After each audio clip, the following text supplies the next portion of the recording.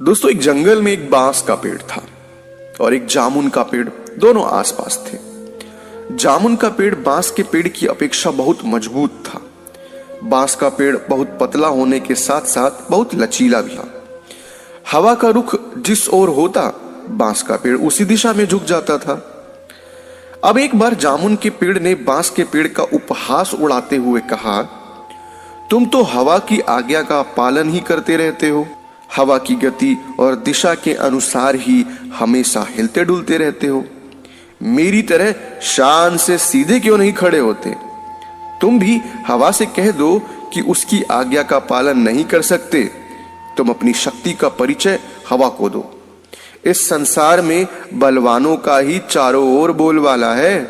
बांस के पेड़ को जामुन के पेड़ की बातें अच्छी नहीं लगी, लेकिन बांस का पेड़ कुछ भी नहीं बोला और चुपचाप खड़ा रहा। यह देखकर जामुन का पेड़ क्रोधित होकर बोला, तुम मेरी बात का उत्तर क्यों नहीं देते? बांस के पेड़ ने कहा, तुम मेरी अपेक्षा मजबूत हो, मैं बहुत कमजोर हूं, लेकिन मैं तुम्हें एक सलाह देता हूं कि तेज हवा तुम्हारे लिए भी नुकसानदेह सिद्ध हो सकती है।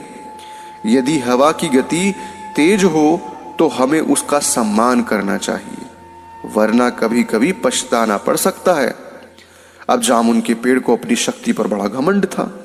वह बांस के पेड़ से क्रोधित होकर बोला, तेज हवा भी मेरा कुछ नहीं बिगाड़ सकती, मेरी इस बात को हमेशा याद रखना।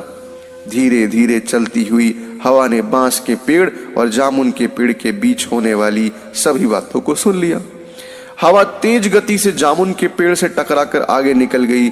थोड़ी देर बाद हवा ने अपने अंदर कुछ शक्ति और समेटी और अपने को और भी गतिशील बना लिया। अब हवा एक तूफान के रूप में परिवर्तित हो गई। उस तेज हवा से टकराने से बांस का पेड़ लगभग पूरा झुक गया। वहीं हवा अब जामुन के पेड़ से दोबारा जाकर टकरा गई, लेकिन जामुन के पेड़ पर उस तेज हवा का कोई भी असर नहीं हुआ। वह उसी प्रकार अकड़ कर खड़ा रहा।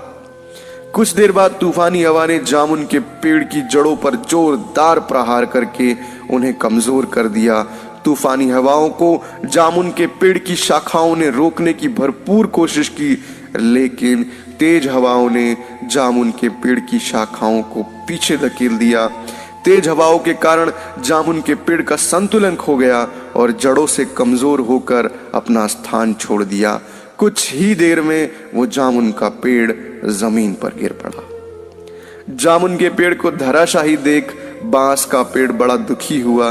बांस का पेड़ सोचने लगा, यदि जामुन के पेड़ ने मेरी बात मानकर हवा का सम्मान किया होता तो आज उसका अंत नहीं होता।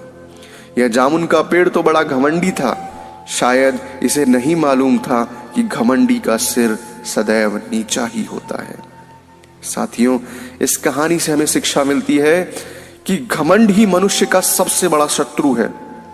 घमंडी व्यक्ति का सर्वनाश हो जाता है, इसीलिए मनुष्य को कभी घमंड नहीं करना चाहिए। तो दोस्तों, अगर आपको यह कहानी अच्छी लगी तो प्लीज कहानियों का ढाबा चैनल को सब्सक्राइब कीजिएगा, वीडियो को लाइक कीजिएगा। हम आपके लिए ऐसी ही शानदार कहानियां सदैव लाते रहेंगे।